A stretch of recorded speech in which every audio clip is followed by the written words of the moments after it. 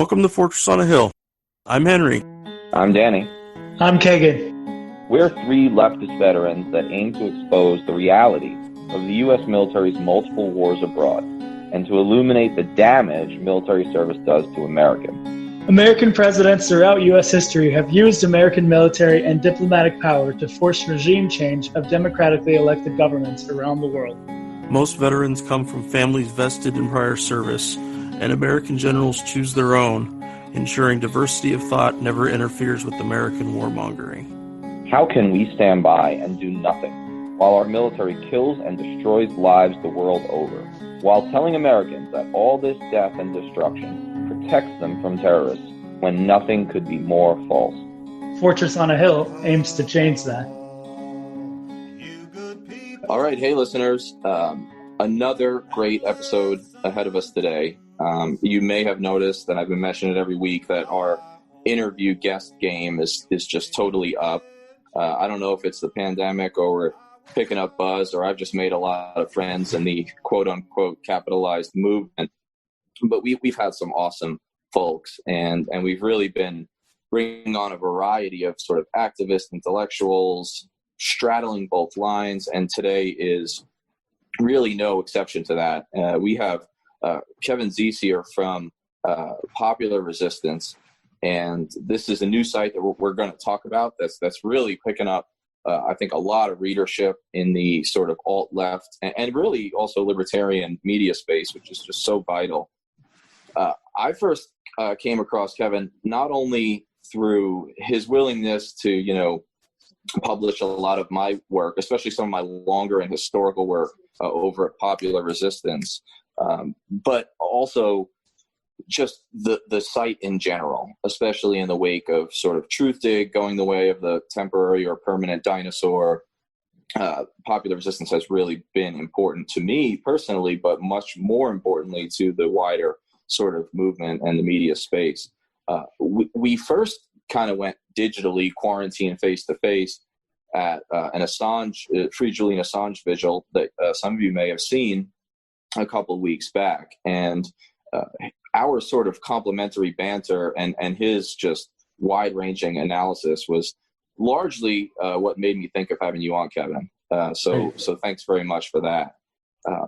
For the sort of formal background, for folks who don't know who he is, Kevin Zeese is a public interest attorney who has worked for economic, racial, and environmental justice since graduating from George Washington Law School in 1980. And I think we could add to that list of activism as well. He co-directs popularresistance.org, which is building an independent movement for transformational change. And I think that's accurate. He co-hosts Clearing the Fog Radio, which airs on We Act Radio, Progressive Radio Network, and other outlets. He's recognized as a leading activist in the U.S. in the series Americans Who Tell the Truth. Kevin was an organizer of the occupation of Freedom Plaza in D.C. in 2011. He serves as president of, just a laundry list of elements that he's involved in, but president of Common Sense for Drug Policy, a co-founder of the Drug Policy Foundation, now known as the Drug Policy Alliance. And we are going to talk about militarization of the police and the connections between domestic and international policy. He's also a co-founder of Health Over Profit for Everyone, which seeks to put in place national improved Medicare for all. Couldn't be a better time to talk about that than here in the pandemic-exposed health detritus that is America. He's an advocate for internet freedom and a leader of the campaign for Title II net neutrality. He's also one of the organizers of We Are Cove Point, which seeks to stop fracking at a gas export terminal in southern Maryland. He also advocates for election integrity, another important aspect of what's going on today, and co-founded True Vote Maryland, which led a successful campaign to end the use of paperless voting machines in the state. Additionally, a co-founder of Come Home America, this is really key. He brings people from across the political spectrum together to work against war and militarism in all its forms, right, and including the empire coming home. He served on steering committees for the Chelsea Manning Support Network, as well as on the advisory board for the Courage Foundation, which supports Edward Snowden and other whistleblowers. He's been active in independent and third-party political campaigns for some time now, serving as press secretary and spokesperson for Ralph Nader in 2004 and as a senior advisor to Jill Stein in 2016. He ran for the U.S. Senate in 2006 and, in fact, is the only person ever nominated by the Green, Libertarian, and Populist parties of Maryland, which, Kevin, I think means that you either have broad appeal or you are just mostly hated by Democrats and Republicans. But I like it either way. Maybe both. So, Kevin, we're super excited to have you. Thanks for taking the time, and this is just going to be great. That was a long bio. Well, Kevin, no one has ever accused me of being brief in any way. And as someone who has edited some of my work or seen it edited, I think you know this quite well. Yeah. Well, thank you for that. I mean, I appreciate it. I love your work, so I'm happy to be on your show and have to talk with you about all these issues you want to talk about. And whatever you want to cover, I'm happy to talk about. Well, great. We definitely will go kind of wide-ranging, and I'll start with a couple of things. So, what strikes me about that bio, that long bio, isn't just the impressive resume length, of which I truly hardly scratched the surface, as I did my research. But what strikes me is the breadth and scope of the issues that you've advocated for. Sort of a theme, as I mentioned, our recent guest invitees has been sort of a certain common nexus between intellectual and activist. And you certainly fit that mold. In particular, we've lately had some excellent historians on the podcast, but, reading about you and getting to know you, in a sense, it seems that your activism probably has a history unto itself. So if you'll forgive the cliched opening, I'm wondering if you could briefly provide, what history geeks like me think is the most vital part of any issue, the backstory, right? The backstory to your life's work and journey. And were there aspects to your upbringing and or pivot points in that progression that led you to some of these broad sets of issues and dedication to actually, do something about them? Well, I grew up in, as a teenager in the 60s and 70s, which was a time of a lot of activity. I went to protests, anti-war protests and anti-racism protests, but I wasn't a leader or organizer or anything along those lines. I remember my first protest where I played any significant role was when I was in college at University of Buffalo. We took a bus trip to Boston during the school desegregation battles, and they were pretty violent battles. And my role in that was to be a security person, which meant I was in the perimeter of the protest and had the pleasure of being attacked by Boston police on horseback. And those horses are pretty big. So that was pretty a wild experience. But it just showed me the lengths to which the government will go to fight against anti-racism in that case. But I've seen it also in environmental protests, in economic justice, and anti-war protests. So it's really, and over the years I've decided to work on a variety of issues because what I've discovered is that issues are first off all connected. That when you talk about race, it affects environment. There's environmental racism. We talk about economic inequalities and incredible racial differences. Talk about war, people who are drawn into the military because of the economic draft, very high percentage of people of color compared to the population, and the countries we attack are black and brown countries. And so there's a racism. And so on every issue you could go through and pick out the relationships. And I really believe that a movement of movements is a critical factor in our success.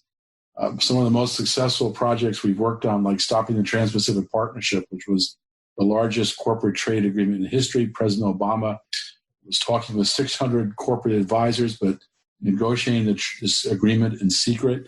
One of the great quotes was his trade representative, the ambassador for trade, said the reason we keep it secret is because people knew it was in it, it wouldn't pass. I thought that was a really interesting anti-democracy statement. We got to keep it secret because people will oppose it. That was a 5-year campaign, and I think it brought together people from labor, environment, healthcare, pharmaceuticals, economic, racial. I mean, people, all these issues were impacted by this massive corporate agreement. And really, it was the movement of movements that was created around that was what led to its success. It came to the point that someone like Rob Portman, who had been a trade czar under George Bush, he's a senator from Ohio, had to come out against it. Hillary Clinton, who was the Secretary of State under Obama when the treaty was being negotiated, had to come out against it. He just couldn't find support. Obama kept pushing it up to the last minute. He was even planning on pushing it after Trump was elected, but before he was inaugurated during a lame duck session. But the opposition was so great, he had to back down finally. I think that his pushing the TPP throughout the 2016 campaign is one reason why Trump succeeded, because people saw the impact of NAFTA and saw that TPP would have been even worse. And so that movement of movements concept is one reason why I work on so many issues. The other issue is one thing that Ralph Nader taught me, and he works on a whole range of issues as well, is that issues have their moments to make progress, and then they have moments when they're stopped. And if you work on one issue, you find yourself making progress and stopped. But if you have multiple issues, you can switch to another issue and keep pushing forward. Because these issues are connected, and you make progress on that other issue, you often dislodge the blockades of the issue you were blocked on. When I worked on drug policy, I went to law school wanting to be a lawyer who believed in individual rights and the Constitution, the Bill of Rights, and public interest, lawyers working for the public interest. And that was my kind of headspace going into law school. And I wanted to work on, criminal defense was where I thought I'd work. So I told the professor in charge of setting up internships, and he assigned me to NORML, which is a National Organization for Reform Marijuana Laws. And in doing that, I started out responding to letters from prisoners, saw the racism in the prison system, saw the impact on individuals and families and communities, and realized this was a much bigger issue than many people realized. At the time, marijuana legalization was very unpopular. We would get death threats at NORML. I became NORML's chief counsel and national director in that era. And I found even there that this simple issue of marijuana legalization was tied to so many others: the Colombian drug war, drug testing in the workplace, the use of the National Guard and military and law enforcement at home, the spraying of herbicides in Mexico and in Kentucky and Tennessee and other states, mass incarceration, racism, economic impacts, so many issues in this seemingly simple one issue of marijuana legalization. Then you get the whole medical side of it, medical use of marijuana, which some people thought was a front for legal adult use. When you got into that issue, you saw the real impacts in people's lives, dealing with a range of serious illnesses for which pharmaceuticals are not always very good or have serious side effects. And so we've gone from getting death threats when I was working there to the point now where we have 65% support for adult legal use and 85% for medical marijuana being legal. And so it's an amazing transformation. It's great to actually see that kind of success.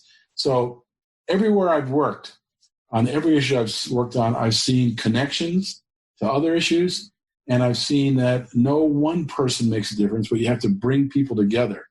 And it's creating that kind of movement mentality. And I found that in the drug policy issue. When we started to link mandatory sentencing, medical marijuana, forfeiture, foreign policy issues, legal marijuana, all these issues together, and people started to think as a movement, that we really started to have victories. And I think that was a critical part of why we made some progress finally in the United States in those issues. I'm not sure I'm answering your question. I'm kind of rambling on a bit, but I hope that gives you some sense of the way I approach these issues. Oh, absolutely. Personally, I think I took what's a fairly conventional journey for a lot of veterans who end up in the anti-war movement, which is, I didn't start out linking these things. It was more slow. I was so deep in the beast that it started out as, these wars aren't working. And so that's what I was concerned with. And then it was, maybe these wars aren't really, shouldn't be fought in the first place. Maybe they're unethical. And then it kept growing until eventually I personally started to see, wait a second, like the war is at home and the war is abroad.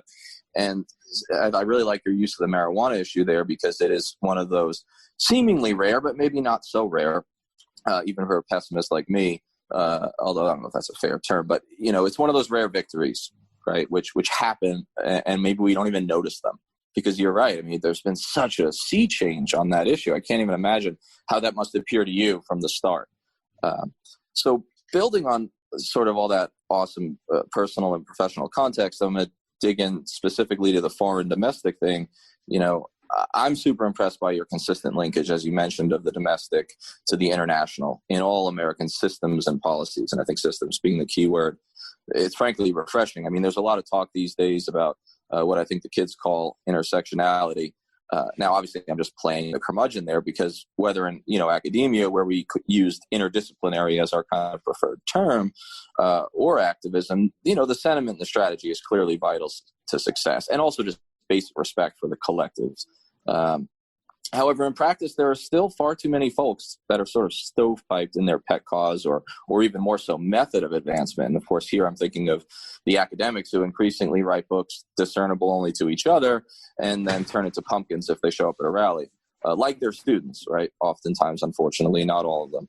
So as a follow-up, maybe you can provide just a little bit more detail of your take on the concept, specifically how you've seen it progress for you over the years, and why you've linked foreign and domestic policy across your work and analysis. Well, there's a lot of issues in that. Before I get to the foreign and domestic, which I think is really important, let me just say this on how movements progress is something that I've also learned over years of experience and learning, not just through experience, but from reading and understanding the history of movements. And Margaret Flowers and I, who's my co-director, Margaret Flowers, she's a doctor, and I'm a lawyer. We co-direct Popular Resistance.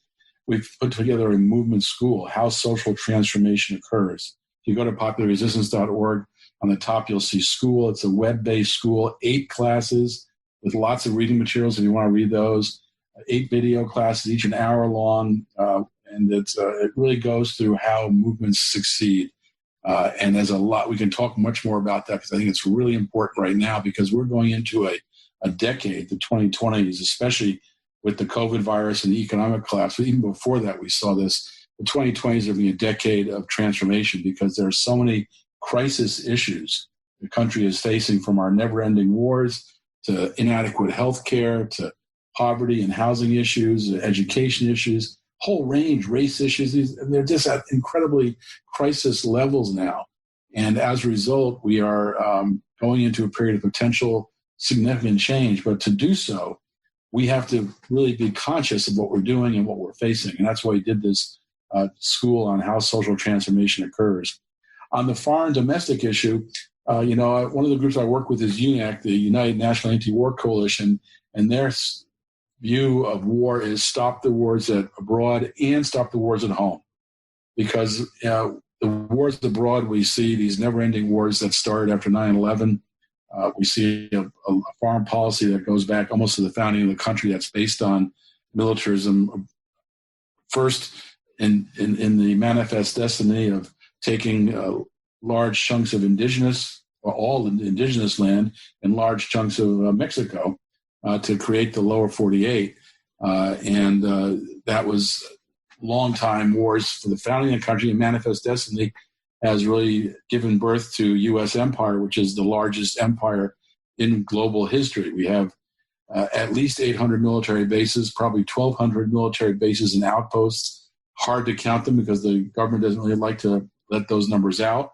But the best guess are 12 to 1,300 military bases and outposts. They put that in a historical perspective. Rome, England, when they were at their peak of empire, had less than 40 military bases. So we are an empire of bases like no other. We have military forces in almost every country of the world. It's a massive part of our federal budget, and as a result, more than half of our discretionary spending goes into the military. It's more than $1 trillion when you include the Pentagon and the other agencies that are part of it. And so that spending has an impact domestically, because while we while the Congress will always say yes to war funding without any question of how do we pay for it, they will always say when it comes to health care, how do we pay for it? When it comes to free college, how do we pay for it? And so they throw up the fear of debt when it comes to necessary economic and social services at home. But when it comes to war and military spending, the Pentagon asks for money and the Congress gives them more. And there's no hesitation about giving more money. So that's one aspect of the domestic international relationship. Another aspect of it is militarization. We have a program in the federal government that supplies military equipment to police. And so over the last 30, I'd say since the 70s till now, we've seen the police militarized in incredible ways. There were never a SWAT team in the past. That is something that's relatively new to the U.S. police experience, but now it's the norm. SWAT teams, almost every police jurisdiction has them. These paramilitary units that even serve search warrants, they're aggressively used. And we see this military gear now that's so common among militarized police throughout the country, even using tanks in urban areas. And so the violence of the police has become outrageous, especially in Black and brown communities. We see way too often killings of people from communities of color that just are reprehensible. And when the videos are seen, people are shocked by them. It's just become so common and such a major issue of our times. And so we have essentially a war at home. I know in my city of Baltimore, like many cities are very segregated. I'd say Baltimore is hyper-segregated. We have what's called the White L that goes down the center of the city and along the coast of the Chesapeake. And then we have the Black Butterflies, the east and west portions of the cities that are neglected, underinvested in, and have 40,000 abandoned houses.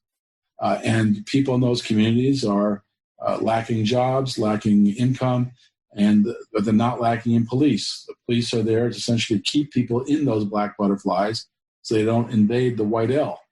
And I think that's true in many cities. Police are used as an occupying force in poor and communities of color, and they're used as a force to keep those communities separate from the wealthier neighborhoods. So we have a war at home that we have to face up to. And I think this militarization issue is one that we have to confront. And I think we're going to see the end of U.S. empire in this decade. There's so many signs of a failing empire that we need to do our job as citizens of empire to end the U.S. empire in the way it's least destructive to the world and to the people of the United States, because it's going to end. Empires do end. No empires ever survive, and there's lots of signs. A lot of scholars believe the signs are in place right now for U.S. empire to be in its fading glory. So building on Danny's question and your comments about police brutality and militarization, I find that there are a few examples of the link between imperial and domestic policy that are more clear and crucial than policing. Yeah. It seems that both police brutality and militarization have continued unabated in the era of the coronavirus, the death and murder investigation of Ahmaud Arbery, in addition to other deaths involving law enforcement since the virus has been out there, have reminded us that while some can afford to be in quarantine, the working class and certainly people of color have had to expose themselves more than others, not just to the virus, but also continuing to be exposed to police violence.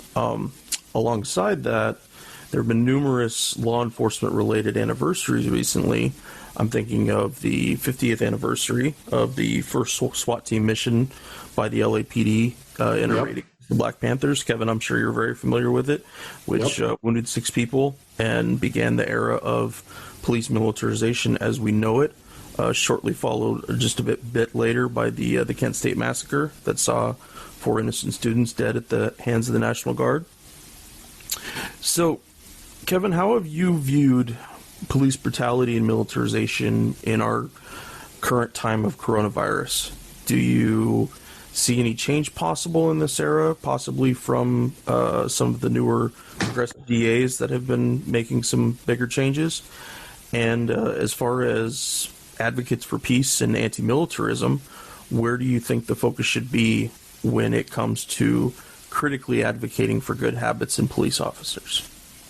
Great points, and I think really good points about the COVID virus era, because both on international and domestic fronts, as you pointed out, the militarization continues. It's kind of shocking to the world that the U.S. is escalating the economic wars that we call sanctions, the illegal unilateral coercive measures against countries like Venezuela, Cuba, Nicaragua, Iran, at a time when they're all in health crisis, that we're denying them access to medicines is just really a very bad example for the United States.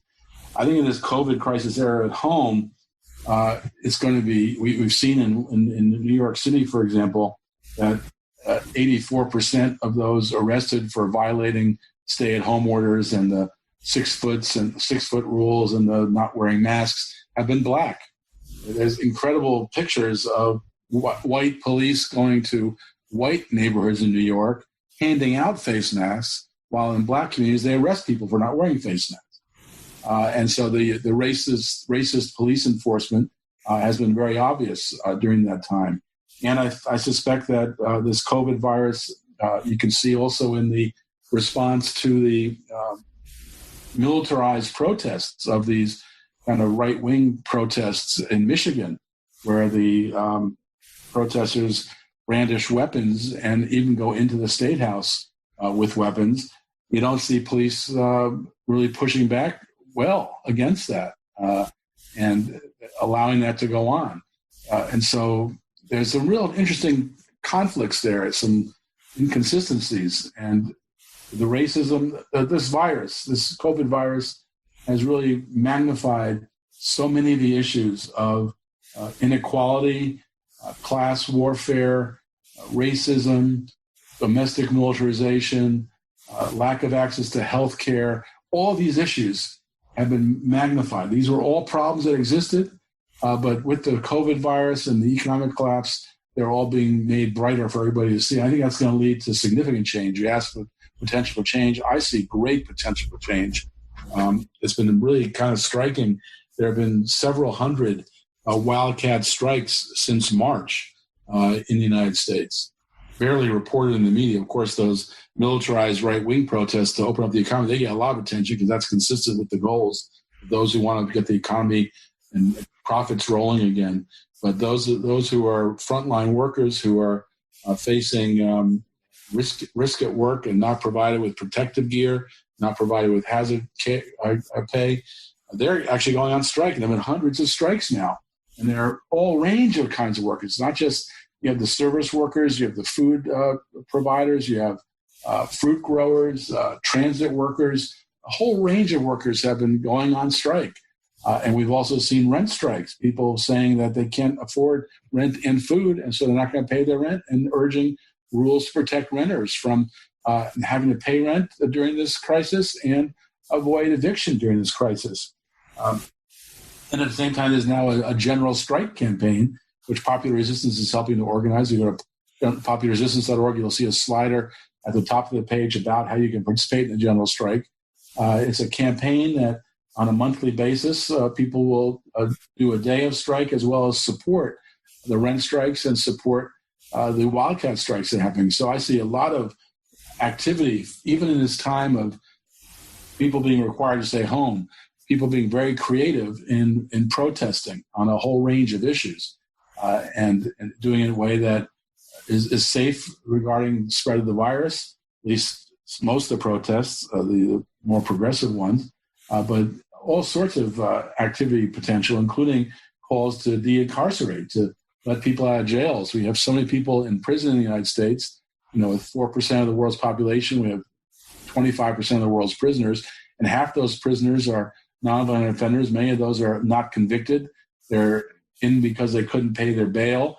This cash bail system that's caused a real hardship for poorer communities. And people are urging for a release of prisoners to prevent the spread of COVID. It's a death trap in these prisons. We're going to research shows that probably 100,000 prisoners will die of COVID.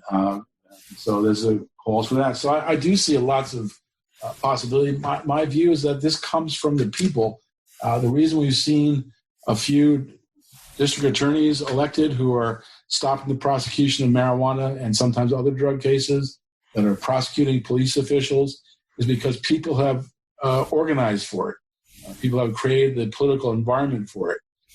And so I don't see it coming from Joe Biden or Donald Trump, potential for future change. I see potential for future change coming from the people leading from below.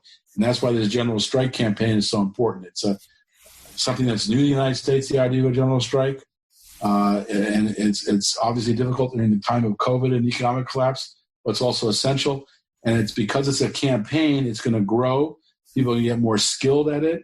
And I think by September, October, November, when the 2020 election's at its peak, you're going to see these general strike campaigns really grow. Then after the election, whoever's elected is going to find the country difficult to govern because people are going to be demanding a whole range of issues like improved Medicare for all, like raising wages, like a basic income. There's a whole range of issues that are approaching fruition. We just need the people to be organized to demand it. And if we do that, I think we'll have an amazing decade of transformation that will go down in history like some of the previous decades we've seen in the 1930s, 1960s, when major changes did happen. Yeah, it's go ahead, Emma. It would be wonderful to see that kind of change. I don't honestly know where to place myself in whether or not I see that if there is a potential, but I will mention that already we've seen law enforcement become more brazen. The one example I'm thinking of this is that during the trial of Michael Rossfield in East Pittsburgh at the tail end of 2019, that the police actually used dump trucks filled with gravel and police barricades to block the streets during the trial, given the local response had been there. So I'm expecting police-wise, I think things are going to end up being worse than better over the long run. But conflict is part of change. That's an unfortunate reality. I mean, when the conflict heightens, that just sharpens people's understanding of the issues. And so, yes, I'm sure some police will respond when they start to see their colleagues prosecuted for violence that they used to get away with. But the change, that's not going to be in the long run. That kind of activity is not going to be acceptable. The public will, in the end, will not put up with it. And so I just see, yes, there will be conflict, but there will be change. And that's why we did the Popular Resistance School. I mentioned you can go to the website, and on the top of the page is a school, because we want people, when we see this transformation happen, our experience is that it's not one leader that does it. It's a movement that's led by multiple leaders. And so to have multiple leaders, people need to get educated about how they can make progress. And we cover on a daily basis movements. And so we try to keep track of, and we've done this since Occupy. When we started organizing Occupy in 2011, we started doing it then, and we've continued it since then. It's very interesting. During Occupy, which was a national uprising, the percentage of the population involved in Occupy at its peak was 1/10 of 1% of the population, 0.1%. A tiny amount of people. And yet we saw the FBI, Homeland Security, police departments all having conference calls each week. What do we do at Occupy? How do we do it? They sent infiltrators into Occupy encampments. They used violence against Occupy encampments. They were so panicked about it. 0.1% of the population. Since then, while we're not all as easily measured now because it's no longer people living in encampments, what we've seen is a whole series of fronts of struggle advance. We saw the Black Lives Matter movement, the Fight for 15 movement, the climate justice movements, the blocking of pipelines and infrastructure for fossil fuels, debt strikes. I mean, a whole range of, we estimate now about 1% of the public, so 10 times more, about 1% of the public now is involved in in popular movements than they were during Occupy. So we've grown a great deal. And that's pretty typical of how movements develop. And, we set up Popular Resistance because we want people to be able to know what's going on when it comes to movements. We don't expect the corporate media to cover it, and so we cover it. And you can sign up for a free daily news summary. We cover about 15 articles a day. You get about 4 or 5 lines in your email about each article. If there's an article you're turned on by, you click on, get the full story, and then we urge people to be the media, because one of the big battlefronts, that's why this kind of podcast and your writing, Danny, is so important, is because one of the big battlefronts is the narrative. And the corporate media and the bipartisan politicians in Washington, D.C. want to put out their narrative, and they're doing their best to block us. The way that we win is by putting our narrative out, and each of us has to think of ourselves as the media. We all have networks of people we talk to by email, by social media, in coalitions. And if every day we take an article or two from the daily digest of news on the media, on the popular movements, and spread that word, we are creating the narrative, and that has an impact. We can overcome the corporate media if we work together to do it. So, I feel the movement's grown a great deal since Occupy, and the issues have heightened to the point of crisis. These are the ingredients that lead me to feel confident that the 2020s are going to be a decade of transformation. So if we work together to do it, we can make it happen. The guys and I love doing the podcast. Being able to share our experiences in the military with allies and supporters means the world to us. But we can't do all the work. We need you to share an episode of ours with someone, anyone, whom you might think could be affected by it. A young person looking to join the military, or possibly parents advocating for a kid joining the military, conscientious citizens who care about the violence the U.S. wages in their name, advocates for women and people of color who understand the harsh environment the military creates for minorities and inflicts on those same minorities across the globe, and anyone else you think might be affected by it. Please take a moment, share this with them. Now, our podcast is supported in a few different ways. First, there's Patreon, where we're blessed to have an array of wonderful supporters helping the guys and I pay for some of the podcast's expenses.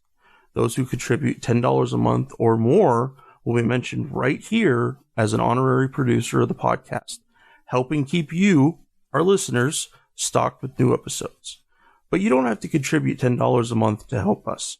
For as little as $1 a month, you can help keep us going, paying for hosting and storage fees, transcribing old and new episodes, promoting and expanding the podcast, and more I'm sure I can't think of at the moment. So let's bring out these honorary producers, and they are Will Arens, Fahim Shirazi, Henry Zamota, Adam Bellows, Eric Phillips, Paul Appel, Julie Dupree, Thomas Benson, Emma P., Janet Hansen, Lawrence Taylor, and the Status Quo podcast. Your contributions are wonderfully helpful to us. Thank you so much.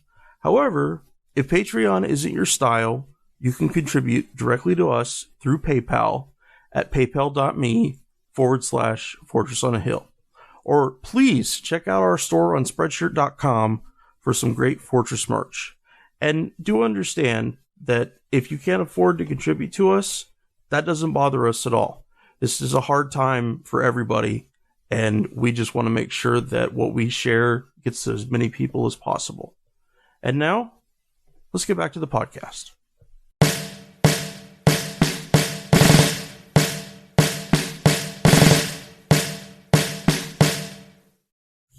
Yeah, Kevin, I like a lot of what you're saying regarding sort of, yes, there's going to be some violence and there's going to be resistance from the powers that be. And I think that one of the things that's always been striking to me about, my study of, broad movements and social justice in American history is that one of the advantages, it's tumultuous and dangerous, but one of the advantages of situations like today and of general strikes and, activism in general is that pushed to the limit, it sort of forces, whether it be law enforcement or just government power in general, to sort of expose itself, Right. to eventually have to overtly make a choice. I am or I am not willing to take violence, on some level against this movement that I might otherwise sympathize with, that my own mother might support. And that strikes me. And it does seem, as you talk about, race and policing, that some of the change, not all, but some of the change may well come from our sort of internal colonies, right? Folks of color who experience the police in a different way. And you mentioned Baltimore. Of course, what most Americans know about Baltimore comes from The Wire. And of course, I was a fan. I thought it was a great show.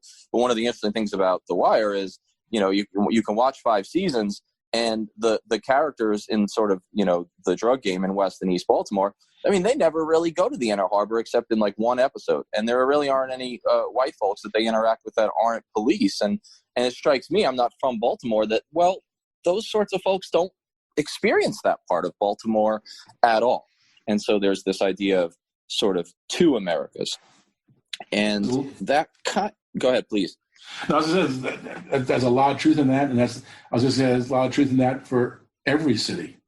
We have our Inner Harbor, but other cities have other areas that are the wealthy Central Park of New York, and versus the poorer parts of New York. I mean, so every city has this, I think, division. It's a very sad reality. One thing I just want to say, as you were talking, I was thinking about this. When you start to study how movements succeed, you realize that at some point the security personnel, the police, and other security personnel will start to divide, and they will start to support the movement. And that's really when you're getting close to victory. And I've seen that in multiple times. In fact, in the drug issue, I remember when a lot of former police narcotics agents formed a group called Law Enforcement Against Prohibition that worked to end drug prohibition because they saw how it was so bad to the police. And so dividing, when you start to learn how to pursue movements, what you do is a review of the various groups that are impacted by whatever you're working on. And it's a spectrum of allies. You find people who are with you, people who are somewhat with you, people who are neutral, people who are partly against you, and you want to move everyone a little bit more toward your position of being on your side. And so you actually target your actions in order to divide the opposition and build your case, build your support. Because the reason movements win is because they become mass movements. Fringe movements fail. Mass movements win. And mass movements seek to get people from the power structure to join them. And that means not just people from law enforcement, but people from business owners, media representatives, the duopoly, the corporate political duopoly, the political parties. You want divisions in there. And so when you're organizing a movement and you start to actually think about it in a conscious way to try to accomplish an objective, you're strategic about it. And you organize actions in order to pull people from those power structures to the movement so your movement grows and the opposition divides.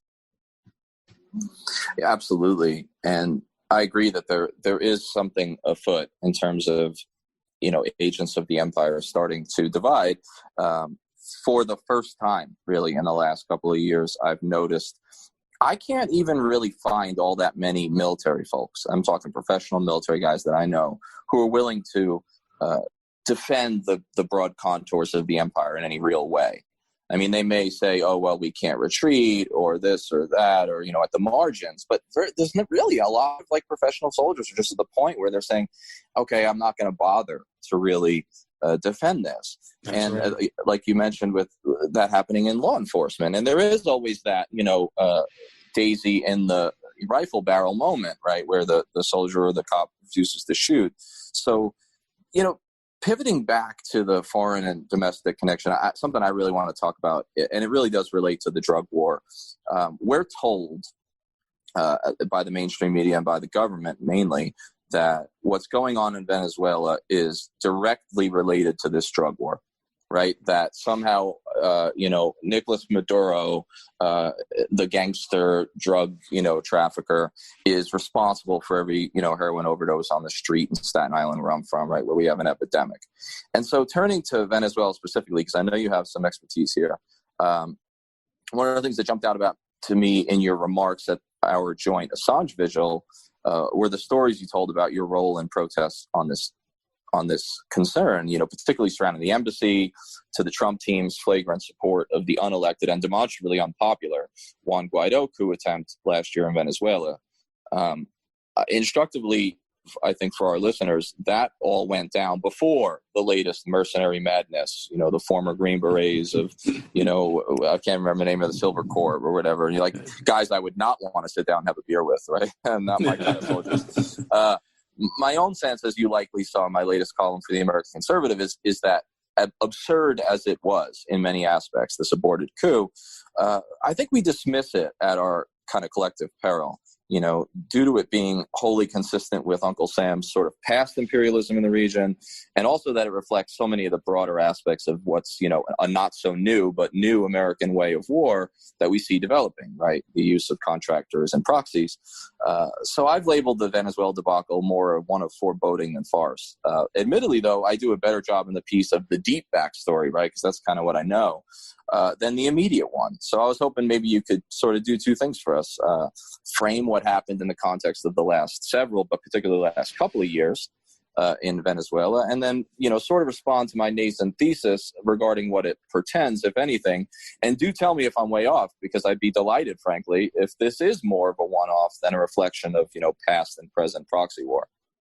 No, Venezuela is a long-term effort by the United States over multiple presidencies. Ever since Hugo Chavez was elected in 1998 and became president in 1999, the U.S. has wanted to take back Venezuela. Venezuela had always been a U.S.-controlled state. Up until that time, it had been a major source for oil since the 1920s, and the U.S. oil companies profited tremendously from it. The election of Chavez was a rejection of U.S. domination. A 2002 coup attempt by President Bush led to Chavez being taken out of office for 2 days until the people came back and immediately demanded his return. He was returned to the presidency and became more radical after that. People pushed him even be more radical than he had been. He'd been more cautious, but after that coup failed, he got more radical. President Maduro, who took his place after Chavez died, he was elected by a slim margin and then reelected again recently in a very legitimate election, despite what the corporate media says. I was there for that election. Venezuela has one of the best democracies run in the world. It's a much more real democracy than the United States is. So calling Venezuela a dictatorship is just obscene if you know the reality.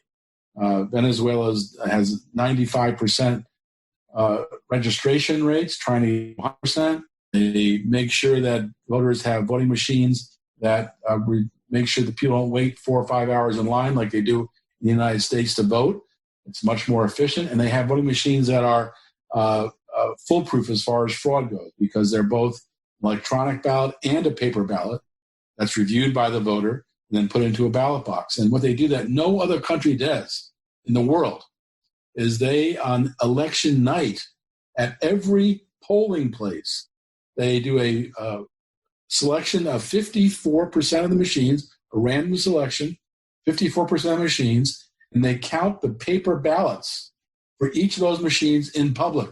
They show the public, media, opposition, all parties, totally open. Here's the ballot. They show it. They count it. And if the vote count and the electronic count match, then the electronic count is good. If not, they count every ballot by the paper ballot. So the voting starts with a fingerprint and ends with a fingerprint. So you know there's no fraud. You have a paper ballot. It's a very clear election.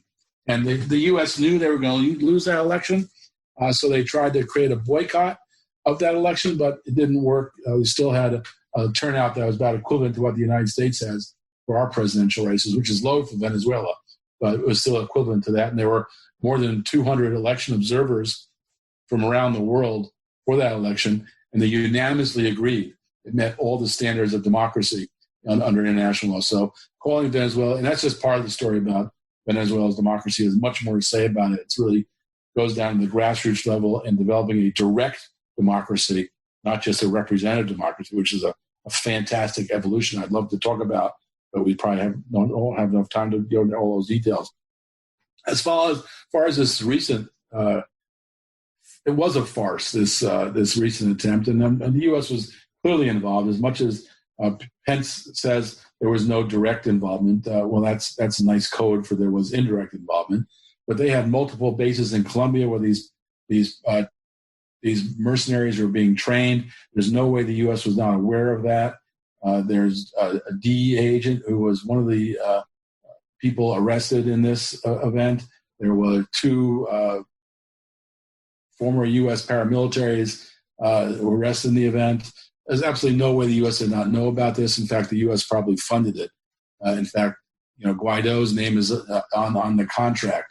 And the lawyers for the Silver Corp that organized this are actually suing Guaido for payment. So it's a farce in that way, but it's not a farce in that this is a serious effort. The U.S. is not giving up. The U.S. is escalating its economic sanctions, which are illegal, unilateral coercive measures, illegal under international law. But they are causing terrible problems in Venezuela. 40,000 deaths in 2 years, according to the Center for Economic and Policy Research. 40,000 deaths caused by U.S. sanctions because pharmaceuticals are not able to come into the country.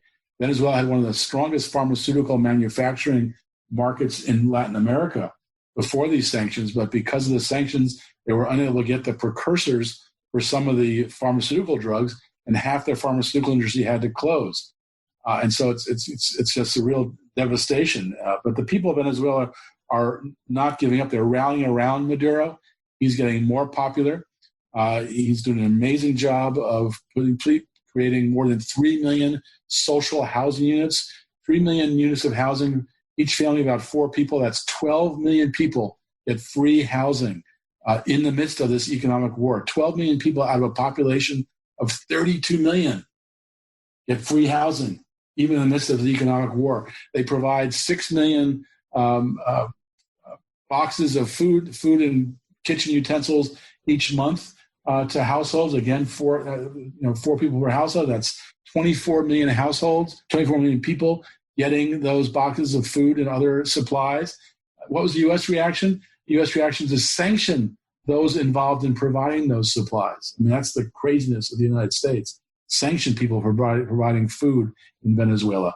And so Maduro is actually more popular now than he ever was, and that's because he has stood up to the United States. People have rallied. When I was in Venezuela, even people who opposed Maduro from a left perspective would not criticize him because the most important thing was to stop U.S. imperialism. They did not want U.S. domination.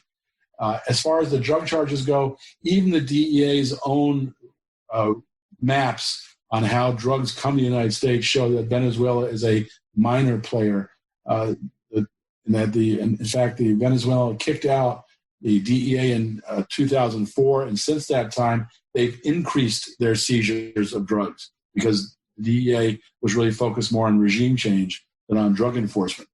Countries like Colombia and Honduras, where the U.S. is really in control and allied with those governments, those are the real drug-producing and drug-shipment countries. In fact, the brother of the president of Honduras, who was put in place by the Obama-Clinton regime as a coup d'etat, the brother was convicted in U.S. federal court for drug trafficking, and the president was mentioned multiple times in that case for being involved in the drug trafficking. So the real criminals when it comes to the drug issue are the U.S. closest allies, Honduras and Colombia. Venezuela is doing its best to enforce the drug laws and is a minor player in drug shipments. That's a totally false charge, but it's so bizarre for the U.S. to put a bounty on the head of President Maduro and other leaders in that country, $15 million bounty on President Maduro's head. 10 million on other people, on other leaders. So it's going to invite the kind of soldiers of fortune that we saw in that last farce. But make no mistake about it, the U.S. is behind this. We'll continue to escalate this, And again, I also can tell you the Venezuelan people are so deeply educated against U.S. imperialism. I was so impressed by the deep education. I've been in Venezuela twice in the last couple of years. One of the times I went to a number of rallies in support of Maduro. They were just massive, hundreds of thousands of people. You couldn't see beginning to end. They were so massive. And at the same time, Guaido announced a protest. We tried to find his protests. We couldn't even find them. Most of them were canceled and he's gotten less popular since that time. And one of the most amazing experiences I had was going to their most popular TV show. This is a 5-hour weekly show. One night a week, 5 hours this show goes for. And it's a political show. It's a mixture of Saturday Night Live. It's a mixture of music and dance and political commentary. It's led by the person who's the head of the National Constituent Assembly. He does in the show we saw taped. He had 3 bulletin boards up. Each bulletin board had postcards on it. He went through each postcard was a political story, and he reviewed each political story and discussed it with the audience. So this is the most popular show in Venezuela, and it's a deep political show. And they do these songs that are about Bolivarian process and support for the people. They have dances. There was a whole section of military members of the military, and they were dancing. It was just an amazing thing. The next day, we went to our hotel restaurant. All the waiters knew who we were because everyone had seen the show, and they made us all stand up individually and recognized us, and so the audience all saw who we were. But that's the kind of political education they have. It's a multi-level process of political education, so that if the U.S. were to come into Venezuela in a military way, the U.S. would be defeated. Not only does Venezuela have a 200,000 person military, as well as National Guard and police, they have more than 3.5 million people trained and armed as civilian militia to stand up against an invasion. So if the U.S. or Colombia or Brazil were to come in, they'd be standing up to civilian militia that would include teenagers to grandmothers, armed and trained to fight them. It would be a bloody defeat for the U.S. and its allies. On top of that, Russia and China are allied with Venezuela. Russia has provided Venezuela with anti-aircraft weaponry to prevent aircraft attack. And they've also, when the U.S. has threatened to do a naval blockade, Russia's threatened to put ships in port in Venezuela. And China's also invested in Venezuela. So if you go into Venezuela, United States, you're not just fighting Venezuela, you're fighting Russia and China as well. So this becomes a regional and potential global conflict, and be a terrible error for the United States to think they can easily go into Venezuela and steal their natural resources. And they have a lot of natural resources. Number 1 in gold, number 1 in diamond, number 1 in oil. Reserves on all 3, they're number 1. They have number 5 in gas worldwide. They have vast resources of minerals that are essential for electronics and weapons, which is, I would think, what the U.S. really wants more than anything else. And so they have a lot of natural resources, but they will not allow their country to be taken over by the United States again. They've experienced that and don't want to go back to that past, which was so devastating. Yeah, it's so interesting what you're describing, because there's such a gap, and this, I think, is something that Popular Resistance helps fill. There's an enormous gap, it appears, from what the official government and media narrative is of like what life's like, whether it's in Cuba or in Venezuela, and then like what international observers and all these other groups and then just citizens see it as. And that's a huge thing. And something else that jumps out at me is how counterproductive American policy in Venezuela ultimately is, right? And so obviously it would be a massive bloodbath for everybody if the United States attempted something overt. I mean, and you mentioned these militias. I mean, fishermen pulled some of these, mercenaries out of the water, which I think is so instructive about what you're saying, and also a little bit inspiring. And you look at the last time the United States backed like an embarrassing coup, the one you mentioned in 2002, right, where, he was sort of saved, Chavez was, after a few days out of office. In the 6 years after that, 9 countries in Latin America, elected left-leaning and foreign policy independent countries, governments, presidents. And it's like it makes you wonder what the end game ultimately is for Washington and who's piloting the ship, because it seems so apparent to anyone who just basically does any reading that this hasn't worked. I mean, I guess it's worked if the goal was to hurt the people of Venezuela, but it has not achieved any sort of political reorientation towards the United States. Well, it's President Bush had his eye off the ball in the Middle East. I mean, in Latin America, because he was focused on the Middle East, and I think that allowed for a lot of the progress you talked about, the rising left governments that took power during his administration. But President Obama was an excellent empire president. He really much more effective than President Bush, or certainly President Trump, who's a devastating empire president. Terrible for the U.S. empire, thank goodness. But President Obama regained a lot of that progress. A whole variety of means were used, whether it was the legal approach, the legislative approach, as far as knocking the Labor Party out of office in Brazil, and keeping Lula in jail, or whether it was just, you could pick each country and go through it. But you're seeing a rising tide again in Latin America.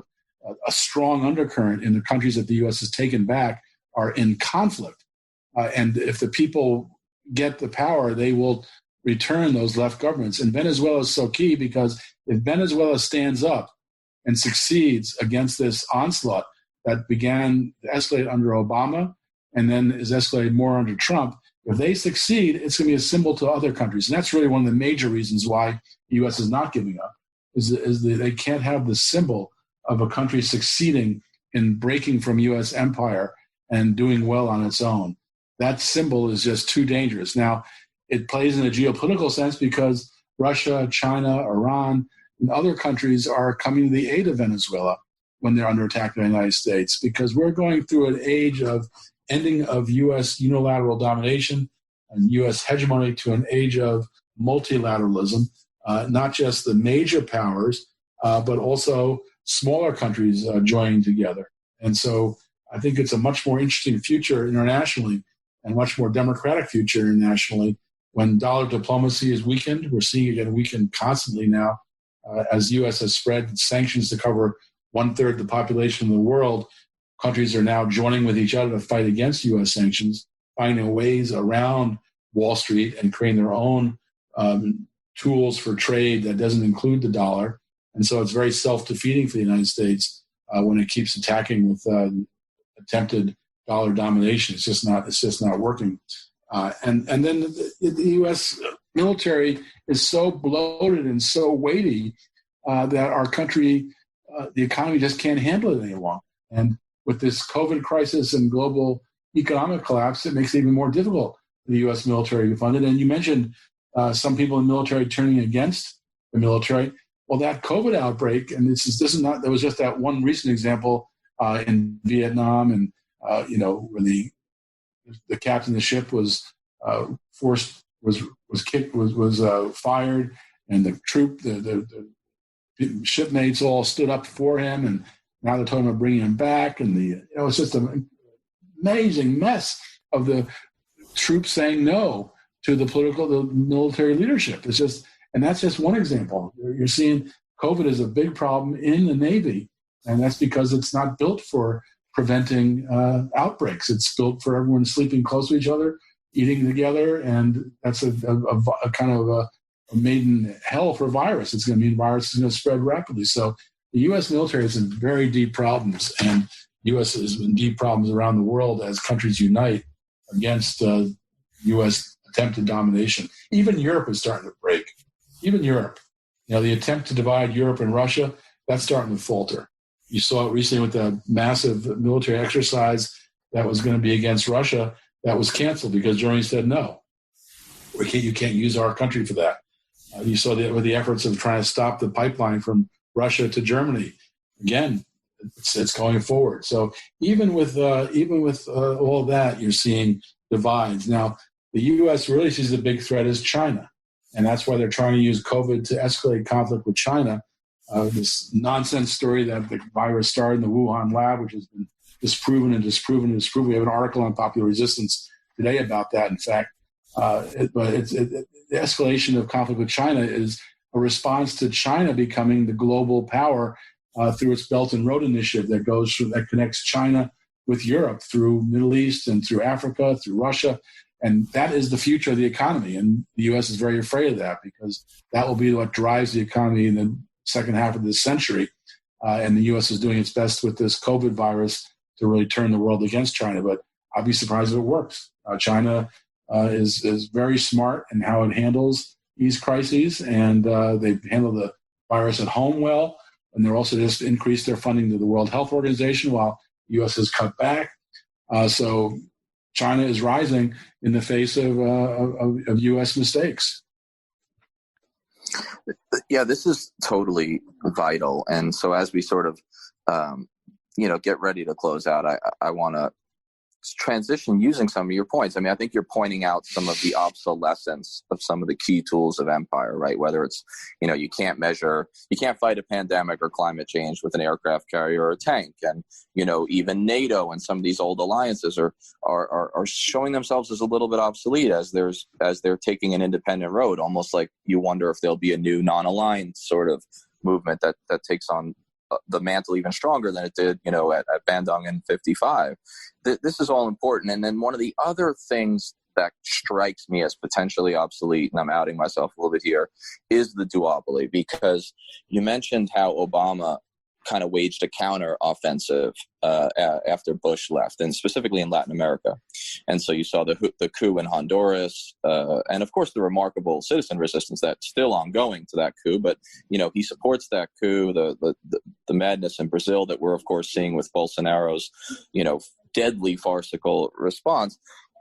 Obama sort of did come back, and it makes me wonder how different, say, a Biden president would be on empire, right, on the core systemic issues. And so let me ask you, and of course I know that I'm setting you up for attack, because recently my gambling on Biden foreign policy article stirred up, as I suspected and probably hoped to provoke, a bit of a shitstorm. And I figure if the polite emperor that you mentioned uses that particular cuss word, then it must be permissible for all of us. Biden is an architect of empire. I mean, when he was, of course, chairman of Foreign Relations Committee, he did more to push the Iraq war than Bush did. It was terrible. He'd only allow generals and admirals who supported the war to testify. Those who opposed it were not allowed to testify. He did much more than just vote for it. He shepherded through that false weapons of mass destruction war and the damage it caused. So he's an architect of empire. No, he will not be a good. I mean, but Biden has been on the opposite of almost every issue I've worked on my whole career. He's also an architect of the drug war. He created the drug czar's office. He still opposes marijuana legalization. Even now, he was terrible on student debt. So even in bankruptcy, students are stuck with debt. On issue after issue, Biden is about the worst of all Democrats. And so I can't see anyone who really votes based on issues to vote for him. The only way you can vote for Biden is if you're just voting against Trump. And I think a lot of people will do that, but that's, I think, a wasted vote. My view is this election is too important to waste your vote on Trump or Biden. I'm working with the Howie Hawkins campaign. HowieHawkins.us is the website, and that's the leading Green Party candidate. He's one of the founders of the Green Party. He was the first candidate to ever run on the Green New Deal, did so in 2010. He's an anti-imperialist. He is a labor organizer. He's a retired Teamster. Is the vice presidential candidate. Angela Walker is also a working class candidate. You have two working class candidates running. I think that's the place to put your effort, because history shows throughout U.S. history we've had this corporate two-party system where the biggest businesses support the two parties. But we've made progress on a whole range of issues, from slavery to union rights to voting rights for women, civil rights for blacks, 8R. So what's made us win as people throughout our history is not electing the president. It's creating mass movements combined with third parties that did not win, but put issues on the agenda. And that combination of third parties putting issues on the agenda, putting the issues of the movement on the agenda, is what's created a lot of transformational change. And I think this year is too important to waste your vote on Biden, who is silent on the COVID crisis, who has no ideas for the economic collapse. terrible on climate change, terrible on, you pick the issue. He's not, and then Trump, who's the worst president of my life. How can you vote for either one of those two?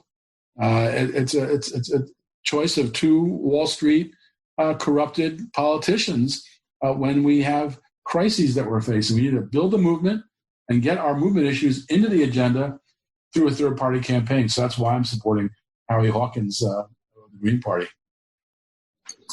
Yeah, this is so important, and I think a good place to sort of close out. You know, you sort of you knew where I was going with it, and you gave the exact answer that I was hopeful for. And I think the most important thing you mentioned, you know, despite the fact that there is really sort of a civil war brewing, right, within the left, if you want to call it that, you know, anything that divides Chris Hedges and Jimmy Dore and Noam Chomsky and Cornel West is a significant thing. But the point you make is valid. And the one that I don't hear enough is the one you just made, which is that on any of these major social issues that you mentioned, from slavery to civil rights to you name it, nothing was ever given to the people, right? That's right. Kennedy didn't give civil rights to African Americans. He was forced, and Johnson was forced, and Lincoln was forced by the abolitionists who no one remembers were considered crackpots. And they were a tiny, tiny group at first. These people working outside. Even interesting about the abolitionists, when there were 20 years of abolition parties before the Republicans, before Abraham Lincoln. And during the abolition party era, they were called spoilers because they spoiled it for the Whigs and the Democrats, who were the two slavery parties. They spoiled it because they hurt the Whigs, which were the Democrats of that era. They were more the anti-Mexican War Party, but they were still pro-slavery. So we're called spoilers today. We're not spoilers. We are the ones that are on the right side of history. We are the ones pushing to confront climate change, to confront inequality, to put in place public health measures, including single-payer Medicare for all and a national health service. We're the ones actually putting forth the agenda that's needed. We're not spoiling it. We're saving the elections. And it's that movement of movements that you're talking about that either will or must bring down the duopoly or transforms it irreparably. And I think that's what you're doing over there at Popular Resistance. So if you can, you know, tell the listeners how they can support you. And you know, I just think we need to really direct people in your way. The most important is to come to Popular Resistance and participate. We have a daily digest where you can get daily news reports, and you can pick up the stories that interest you and share those with other people, so you can break the barrier that they're trying to put in place. The corporate media and the algorithm and all the efforts to suppress our views. Break that barrier by getting the daily digest and sharing it. Then we do also a weekly newsletter. One of the newsletters you can see on the website was about the 2020 elections and why we have to work outside the duopoly, build the movement, support third parties. And I go through the history. Margaret Flowers and I go through the history of how third parties combined with social movements make change. So you want to understand the history of it, you can do it there. You can also go to our movement school, How Social Transformation Occurs, and prepare yourself to be a leader of this coming transformational decade. And so popularresistance.org provides all that stuff for no charge. If you want to make a donation, that's great. But the most important thing is for you to participate and be in a political movement that's of multitudes, lots of leaders. It becomes an unpredictable force. It becomes a dominant force that the government cannot ignore or stop. And so just participate, popularresistance.org, and get involved. And thanks so much, Kevin. Do check out the site, podcasts, everything that they link to, the school. Thank you for giving us your time in what we know is just crazy moment. And I really hope we can do this again. Thank you for everything you do personally for me, and much more importantly for just all the activists on all the levels out there. It's been a pleasure, man. Great. Thanks a lot. Keep up the great work. Thanks. Thanks a lot, both of you. We're on Twitter at Fortress on a Hill, and also at Facebook.com at Fortress on a Hill. You can find our main blog page and our full collection of episodes at www.fortressonahill.com. iTunes, Stitcher, Google Podcasts, Patreon, Spotify. You name it, almost anywhere you listen, we're already waiting for you. And hey, We're always in the market for more Patreon supporters. Please consider becoming a patron at patreon.com. And if you're not into giving us a monthly payment, think about giving us a couple bucks on PayPal. The link is in the show notes. Skepticism is one's best armor. Never forget it. We'll see you next time. You good people, and listen to my song. I hope you'll pay attention. I will not